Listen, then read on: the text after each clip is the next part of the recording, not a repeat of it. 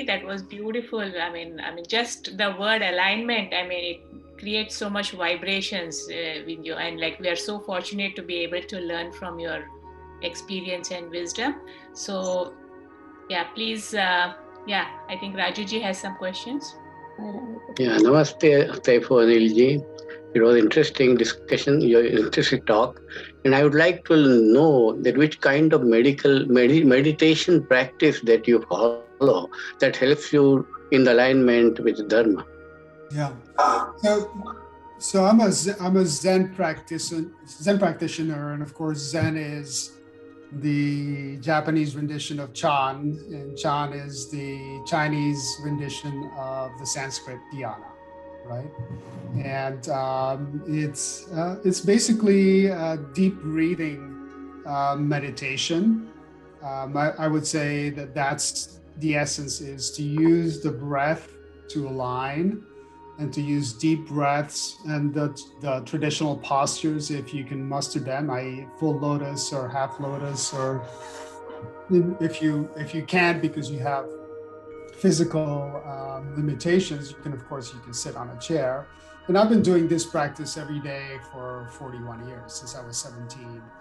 And usually it's an hour a day for me. Now it can be a lot more than that because I found it such a powerful way to connect.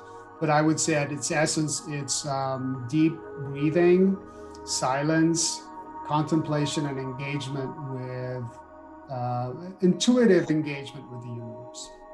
So a deep breathing practice. Thank you. Yeah.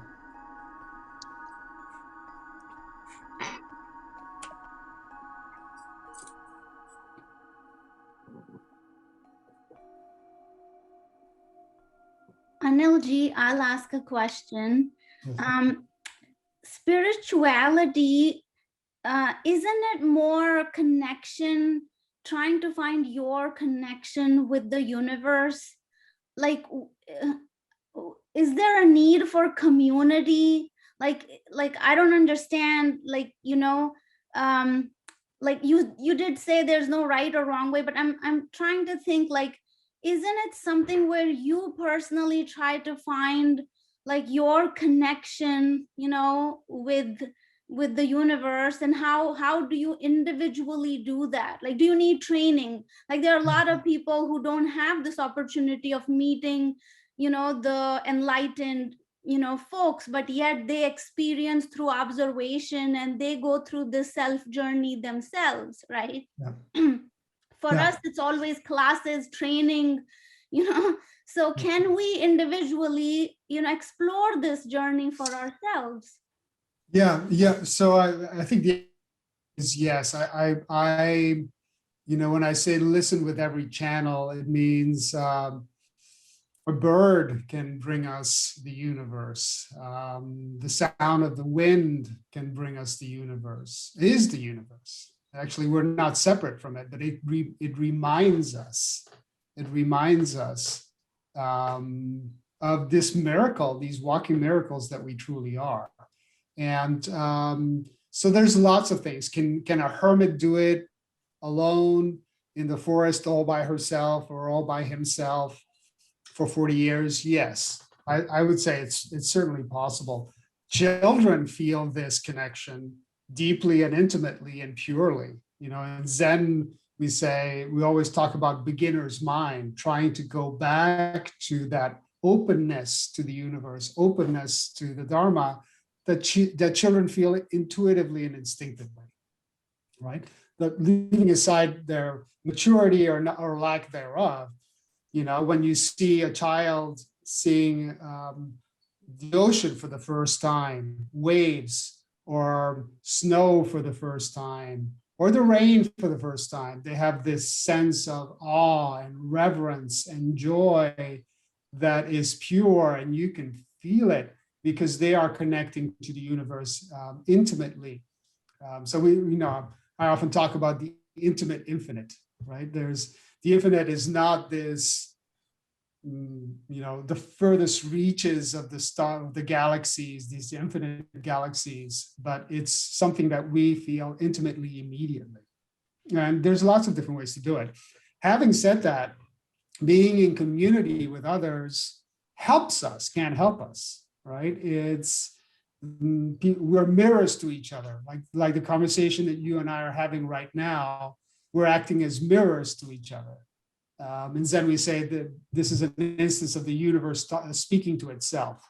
Me speaking to you is like the universe speaking to itself, because we're all part, you and I are part, and all of us are part of a inseparable whole, right? Which extends all the way to the extremities of the universe, across time and space, across everything that was, is, and will be.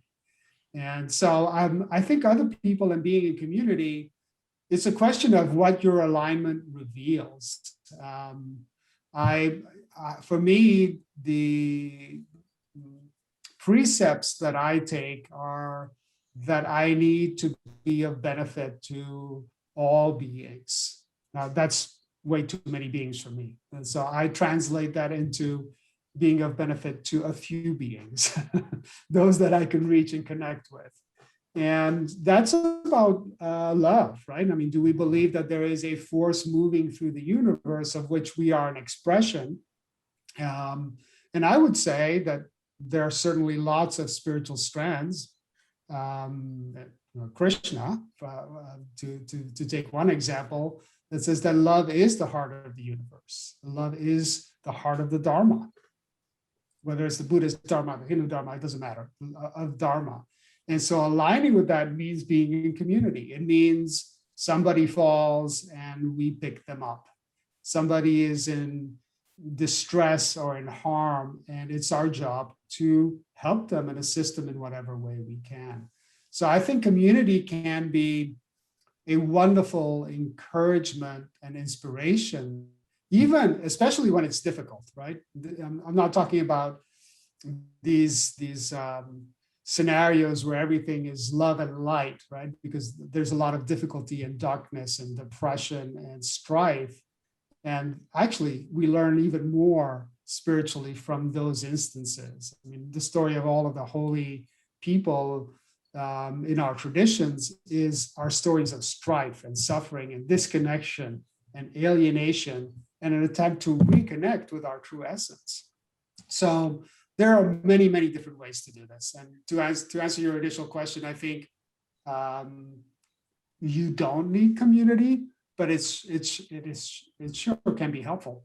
Yeah, I particularly asked because, we all are familiar with the term meditation, and we all kind of do it in our way, and we reach out to help because our thoughts never allow us, as we are starting this journey, it's harder. But with so many gadgets and bells and whistles and the conversation, I feel we really are not meditating. It's anything but meditation.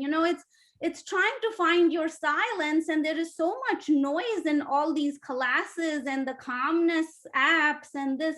So I struggle that, am I heading in the wrong direction? Am I getting in more noise? Like, how do I find my silence? And that's why I asked you the question. So thank you for answering. Yeah. So, and thank you, Niti. The school of meditation that I follow is not guided meditation. We don't like talking. We don't like noises. We like being very quiet, and it's very stark and it's very Spartan, but there's a space for everything and for everyone. Some people love to dance their way ecstatically, right? In many of our wonderful variants of Hinduism, there is this joy and this exuberance. I'm not an extrovert, and so I can't dance my way into ecstasy. It's easier for me to be quiet as an introvert and silent, and I want to get rid of the noise, not invite it in. But there's lots of different ways to go. And so all I would say is, if some of these meditation practices are too noisy, trust me, there are meditation practices that are not, that are the complete opposite, where you might eventually find yourself going, someone please say something. It's too quiet. I have a question. Oh, okay. I have one question. That is very true. In Ramakrishna Ashrama, they have the meditation hall, which is so quiet in most of the centers. And there will be just one lamp, lit, and then you can meditate. I don't know, it's a different path, I think, that one. And then we go to the temple, we also feel the spirituality inside us. And same thing when we do the meditation also. So it is different path, I think. I agree. And there's there's things feed, as I said, things aren't mutually exclusive. In the path that I practice in Dhyana Buddhism, I should say Zen Buddhism, we can meditate up to 17 hours a day for 7 days a week straight. And at the end of that, that's a lot of silence. That's a lot, and it hurts your knees because you're sitting a lot. But at the end of that, you're released and free and joyful and exuberant. So one thing feeds the other. Lots of different practices, lots of different ways to get there. So thank you. Thank you for those comments. Anilji, I have a question for you. Please. Couple of things that you said lead me to this. First thing you said was that children have this connection instinctively, and I can see that in my grandchildren, the awe and the innocence with which they react to when they see something in nature, right? And the second thing you said a little earlier was that you had the alignment and you lost it and you found it again. So the question I have is, how do I talk to my nine-year-old granddaughter about dharma, about dharmic alignment, and about preserving that connection that she already has, and understanding what that connection is and maintaining it? That's a wonderful question. I think there's, I think it's difficult because we socialize our children out of that innocent communion with the infinite, right? They're free and unstructured and joyful and splashing through the water and the waves and enjoying the sun, the sunsets and the sunrises. And we say, now we want you to think, right? We want you to study. We want you to excel. We want you to become doctors and professors and contributing members of society. And we take that away from them. Our societies very often take that away because we encourage them into their heads. We encourage them that everything that can be known is a set of formulas, is a set of philosophies, is a set of understandings, it's a set of achievements, rather than the joy of dancing through the woods, or the joy of meditating quietly and listening, not just to the sound of a bell, but to the sound of the universe beyond the bell. And I have 6 children myself, and I've had some experience with this. Is things like remember yourself, remember who you are. We always say things like be true to yourself, and of course we say be true to yourself to our children on the one hand, and then we say, but be a doctor or be a professor, or you need to go make a lot of money so that you can take care of your family at the same time. And those are contradictory. So how to harmonize those is basically say, what I say to my kids is, you are many things. You are everlasting, you're infinite possibilities. Don't ever restrict yourself to just one thing. And remember who you are. Remember your essence. Remember your joy, and remember your essence. And that can go too far because it's a dance between form and formlessness. It's a dance between fullness and emptiness. And in Buddhism we say shunyata, and and the illusion of the ego manifesting as control. Really, what is unknown by far exceeds what is known. So remember that the more you know, the less you know, and the less you know, the more you know. And I'm a Zen Buddhist, so I can say things like that and get away with it. But it's basically all this, what I was saying earlier about all of the above is remember to have some joy, remember to have that the world can be perceived in many different ways, particularly the spiritual channels need to be kept open as you progress through life.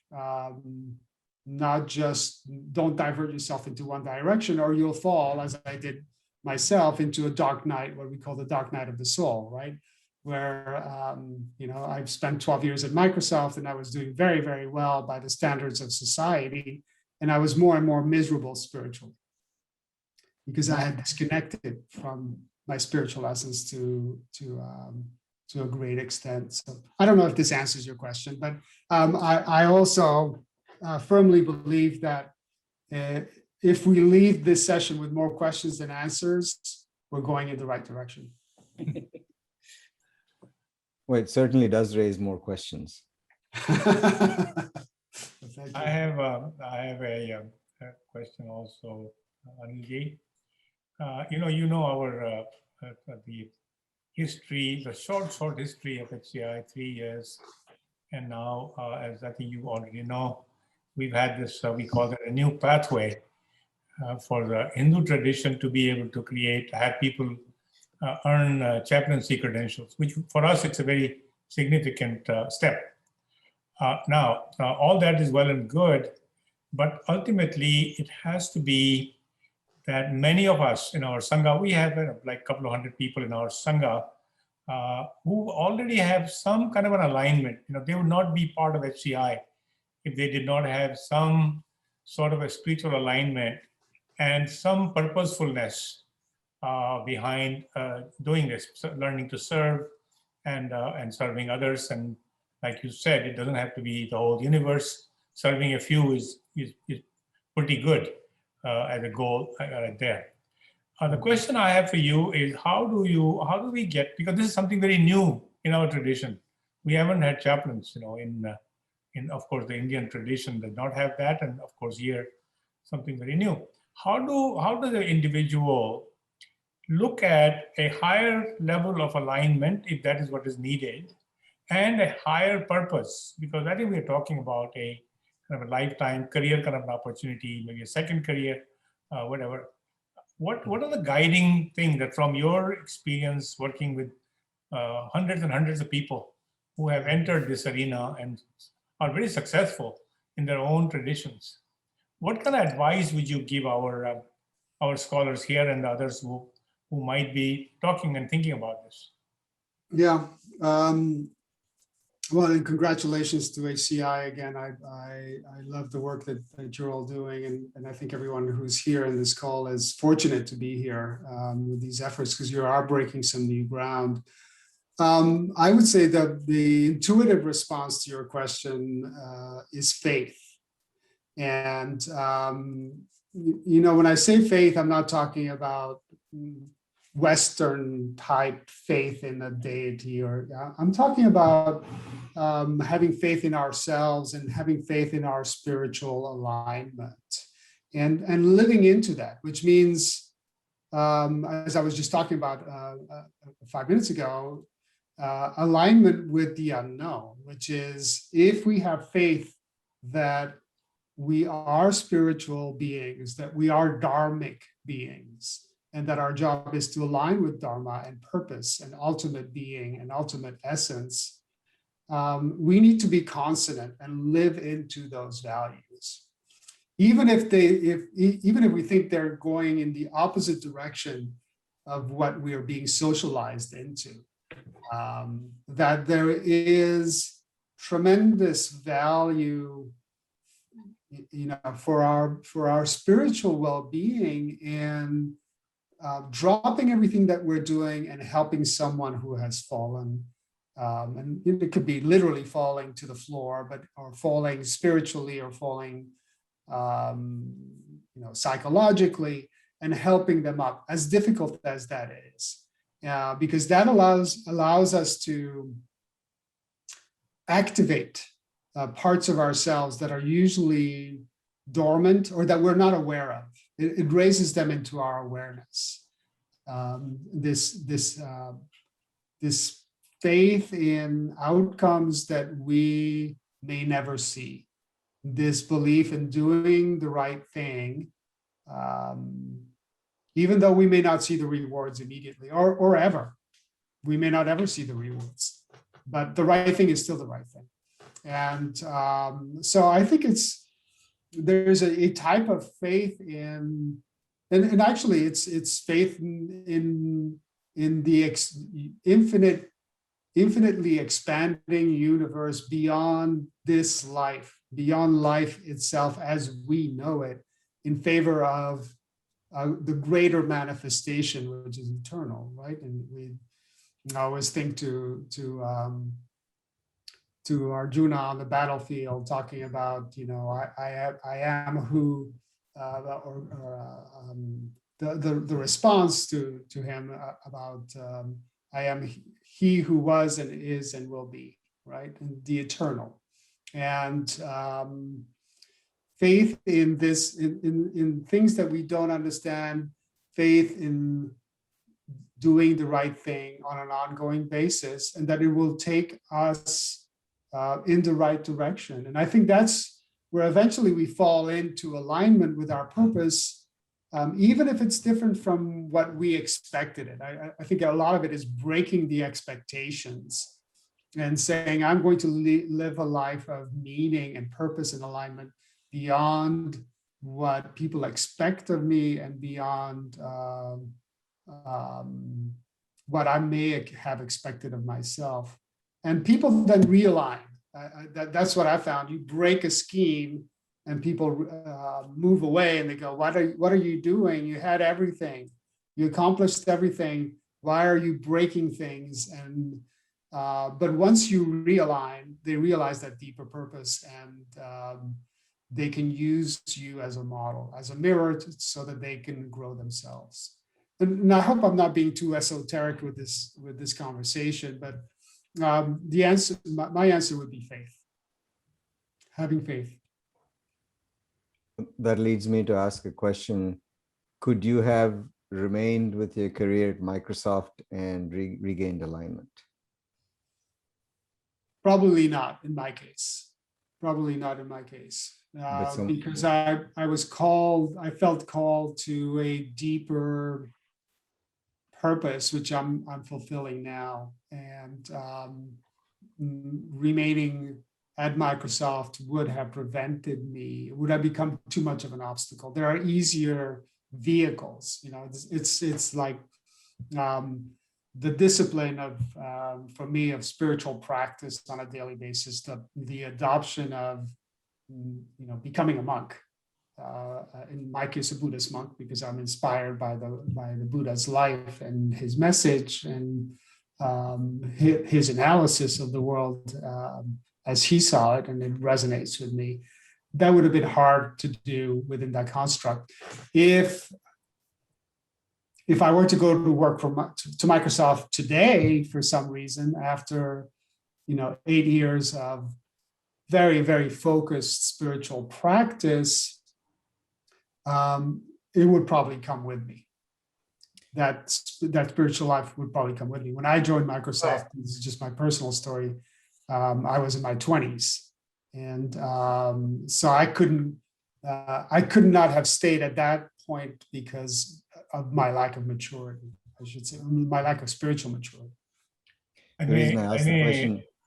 may put an addendum to that thought process to you. I'm sorry, Mukunji, for.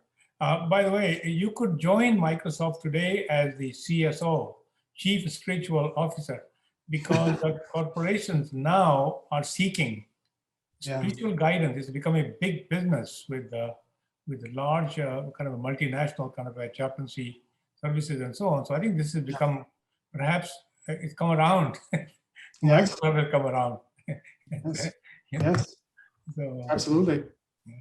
The Absolutely. reason I asked that question, Kailashi, is if we are talking to our scholars, some of them to consider Vedic chaplaincy as a future goal, they have to integrate that into the other things that they want to do with their lives. Yes. And we have to see if there's a pathway that they can achieve more than one goal. Yeah, it needs to be congruent. I think you're absolutely right. Yeah. I agree. Thank you. Yeah. Now, Ryan G, do you have a question? Yes, I do. Okay, Thank go you ahead. very much. It was very, interesting talk. I have a question related to, a couple of points and a question related to interfaith approach to spiritual care, right? Mm. So how do we approach spiritual care with individuals who are not spiritual to begin with, who may not even be religious to begin with, or they may be coming from different kinds of faiths, right? Yeah. And the spirituality and religiosity kind of, they are intermingling. So how do we navigate that complexity? If I'm doing spiritual care for myself, I'm looking at myself, my conflict is not religious. My conflict is something else, because I define my religion. But if I'm helping somebody else towards the spiritual care, how do we navigate through this complex individual setup? Because at that time, I'm looking external to myself. I'm looking at the person to whom I'm providing that spiritual care. So I have to understand that person so that I can help them. Yeah. Yeah, I would say that I point to essence, right? And I speak several, I speak several languages, but I also speak several spiritual languages because I was raised in an interfaith environment, and that's my field of study, not just academic study, but experiential study as well. And essence is not something on the surface. It's something that's deep beneath the waves. It's actually very, very deep in. And that's why I'm not wearing my robes right now, but if I were wearing my Buddhist robes, I would say that's why I need to burn my robes at some point when they start to become an obstacle to my connecting with essence, which is universal and beyond form. This is formlessness beyond form. And so when I'm in conversation with folks from a very different spiritual tradition than mine, with a very different life experience than mine, I try to look for those points of essential connection. And it is, we experienced this at SDI quite a bit. Half of our members now are spiritual, but not religious. You've heard the spiritual independence, right? Spiritual, but not religious. Still very spiritual. They're seekers. They just don't want to, or it's not that they don't want to, they are suspicious of established religious forms because of what they've perceived as a lot of corruption within them, and power imbalances and exploitation and predatory behavior. And so I point to the essence of it and say, how do you feel about life after death? How do you feel about the furthest reaches of the universe? Do you think love is a universal force? I mean, these are some of the questions that I might ask. And as long as I start to go to essence, I find it resonates whether the person I'm speaking with is Hindu or Buddhist or Muslim or Christian or spiritual but not religious, or a scientist, or a secular, completely secular approach. Everyone has these, it's built into us, right? I mean, another way to say is that I point to mystical essence, right? To the heart of all of these religions and the heart of all of these spiritualities, which is an ineffable essence.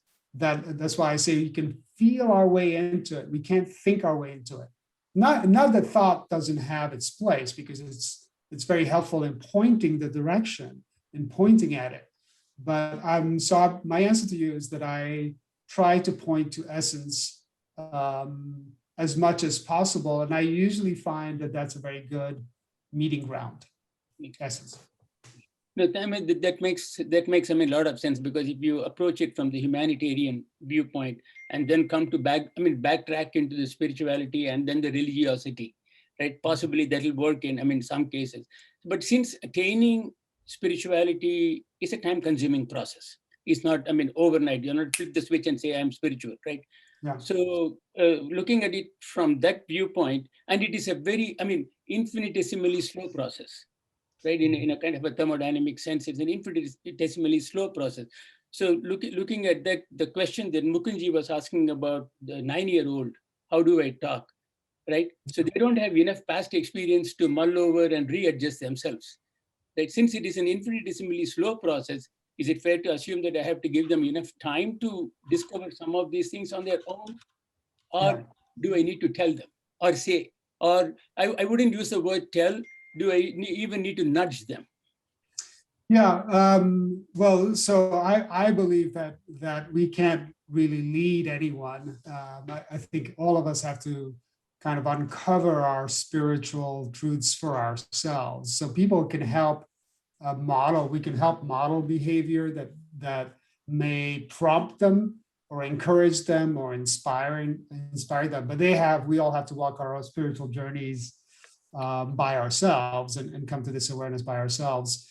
I think we can be models. I think we can be models of that help inspire people in the sense of they see something in me or something in you that they say, oh, how do I get that, right? And then they might ask and say, well, what do you do? And I say, well, I meditate every day. It's not for everybody, right? I mean, who wants to meditate 17 hours a day among this group? Probably most of you would say no. But for some of us, it works beautifully. For some others, it's a slightly different path and a slightly different approach. So I think we can model and we can inspire. And that's why, come back to community. If you have a number of models around you and you're exploring spirituality, sooner or later, you're going to find a model that suits you, right? The beauty of one of the beautiful things about Hinduism is, there's thousands and thousands of models and different entry points and different ways to approach this. And there is certainly one for each of us that fits us well. And so, that makes perfect sense, because I remember Chinmayananda talking about this, and he said that when you read a story to your child, don't tell them what the moral of the story is. Let them infer. Yes. I think it makes a lot of sense. It made sense then, and it makes sense even now, much more deeper, actually.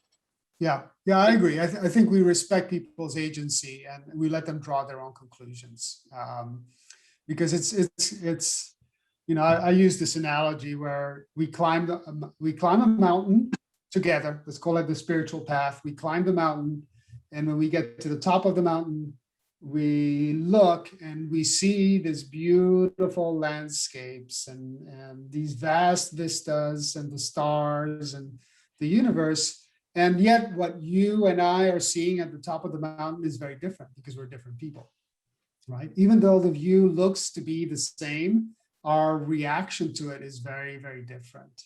And our path going up the mountain is very different as well, even though we may have climbed it together. So that's why I say I don't think we can teach it, the saying is that we can't teach, there's nothing to teach.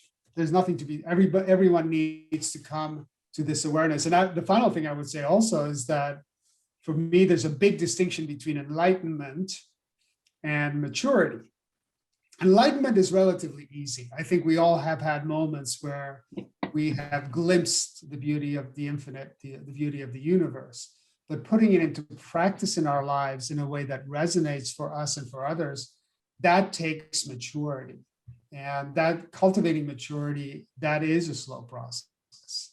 The enlightenment part can be relatively easy, but the spiritual maturity takes time and effort and discipline. To me, every human being, whether you are a Hindu, Buddhist, or anybody, as Buddha said, the birth, old age, and sickness and death, these are all inevitable, and it is in all the human beings, and you have a different path to deal with these things, and accepting all these things in life. I felt that very much, especially in the hospital environment. I was looking at so many different people, so many different, with a faith, different faith, but all these things are the same. Everybody is born, everybody has to die, everybody has to go through the, sickness, and then the end of life. Yeah, I agree. Yeah. Anilji, can I ask you one more question? Of course. So, our eventual goal is to get out of the birth and death cycle and attain moksha. And the way to get there is to lead a dharmic life, right? To make sure that our karma balance is more positive, and the easiest way is through understanding meditation, so you can sort of understand the spiritual karma as well, as opposed to just doing things and thoughts. The thought karma, your spiritual karma kind of aligns with this as well. You see these Buddhist monks, they live their life at will, like they do mahasamadhis, and in a matter of a few minutes, they have this ability to, in any posture, laying down, sitting, they just leave their prana. And so do they know, like, their karmic balance is done? Like how, like, I keep thinking to myself, like, is it something, like, will they come back, or is it the end? Like, so can you comment a little bit on karma and like the exit strategies? Yeah, so I think samadhi is a perfect example, right? I mean, your comments suggest, and for some people this is true, that they once they enter the samadhi state, they have accomplished, that's it, right? They're where they want to be, they're where they need to be. That's the height of the spiritual life. That's the height of the, and I would say that is a delusion, an illusion, just as much as the opposite, finding ourselves in misery and suffering and strife. All things are, Buddhism, we believe this, but all things are impermanent. Samadhi states just as much as suffering in the pits of despair. And finding equanimity, this is what I'm talking about, maturity, that's the path forward. So this middle way, we talk about in Buddhism, but middle way is common to so many spiritual practices and so many Hindu variants as well, which is avoiding the extremes, either samadhi or the pits of despair, and always being grounded and equanimous, balanced. That is the true spiritual life, I think, more than can you achieve these great states of higher consciousness, which are wonderful, but they don't last. It's wonderful to be in a state like that, but it doesn't last. And so the truth must be somewhere in between the pits of despair and the heights of samadhi. So the samadhi is called nirvana in the Buddhism? That, yes, there's well, I would say nirvana is release, right? It's the literal meaning is blowing out the candle. And freedom, nirvana probably means freedom and release more than it does samadhi, I would say.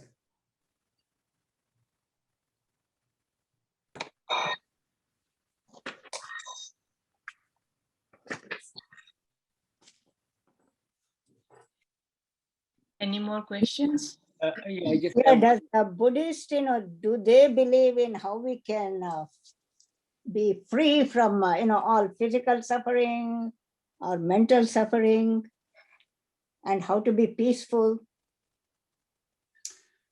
Yeah, we can, sometimes you can't be free from physical suffering because it's just a part, unfortunately, of our life for whatever reason, if you have a disability.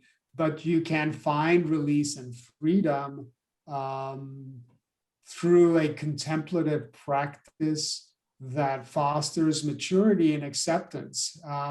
Physical suffering is also impermanent, right? This is what I was saying, the pits of despair or a physical disability or pain, or the pain of loss, losing someone that we love. Everyone, all of us have experienced that or are going to experience it, or both have experienced it and will experience it again.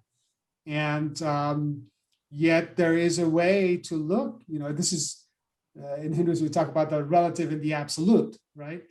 From an absolute perspective, of course, there's release. Of course, there's freedom. On a relative level, do we suffer? Yes, of course, on a relative level, we suffer. And those two are not mutually exclusive. They can be connected, deeply and intimately connected.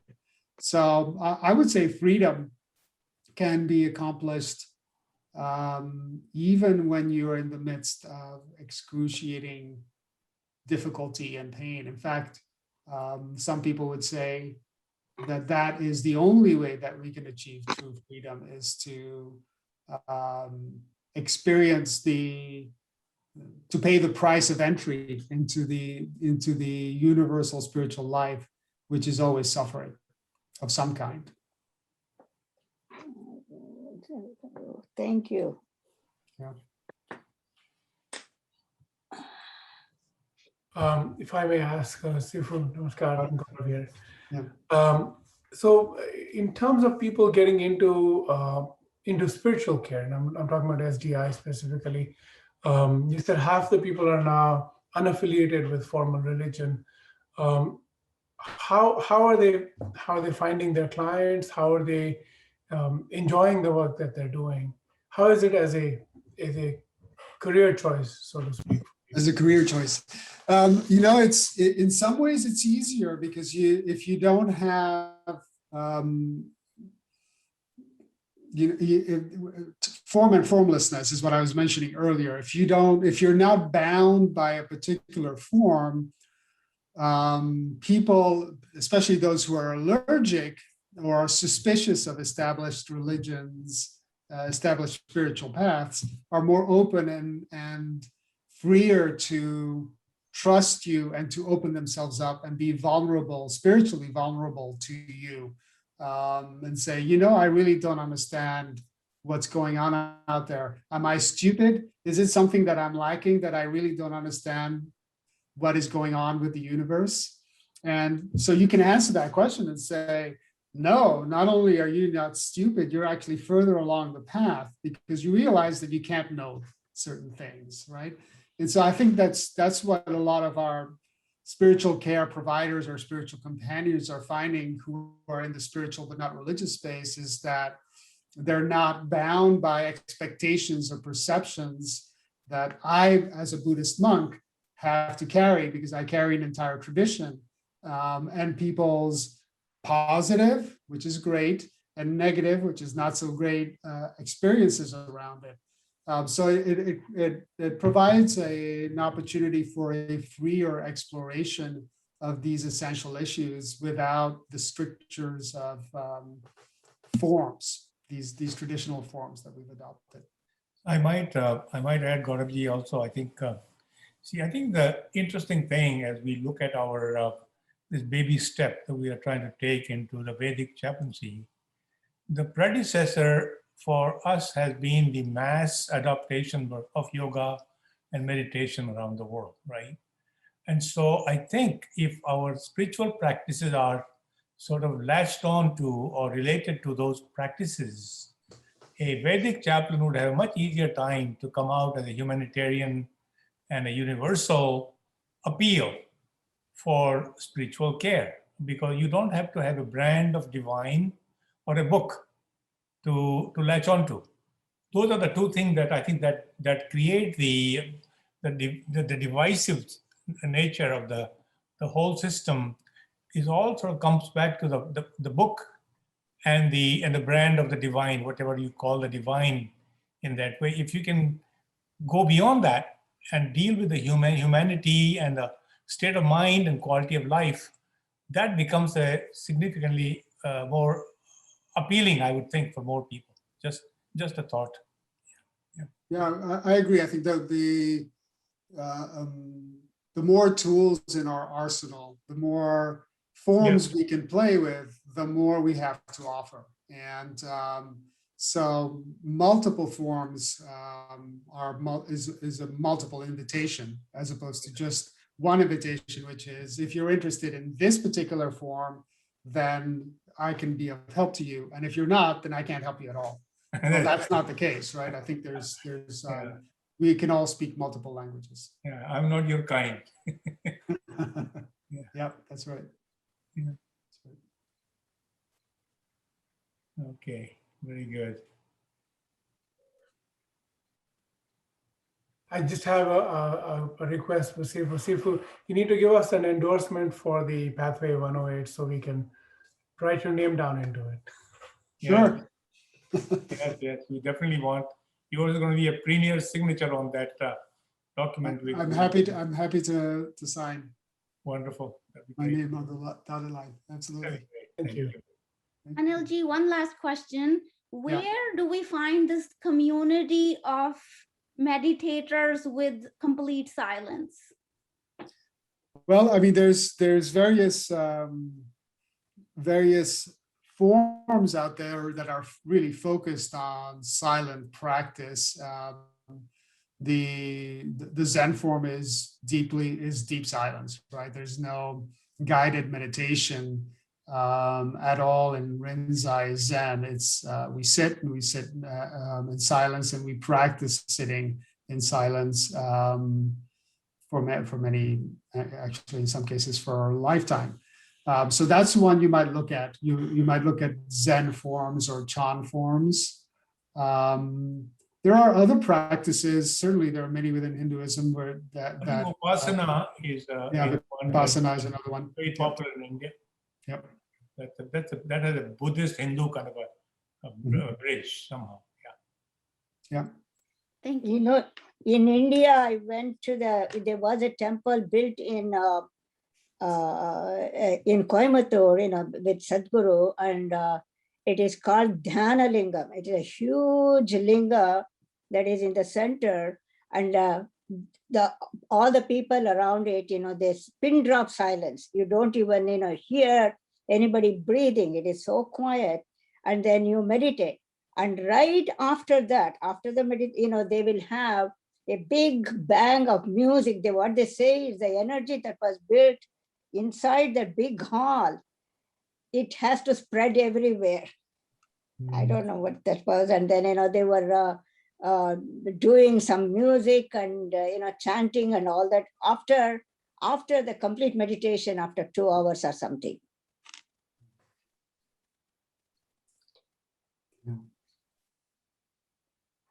So, yeah, thank you very much, Anilji. That was really very enlightening.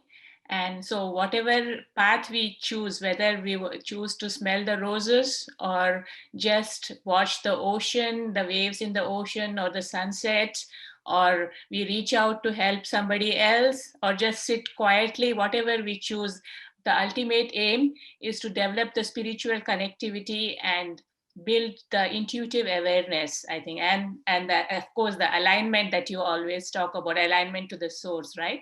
So that was really beautiful. Thank you so much. And we really look forward to welcoming you back again next year also. So thank you very much. Thank you, Shalal. Thank you all. Thank you for spending some time with me. And thank you. See you soon.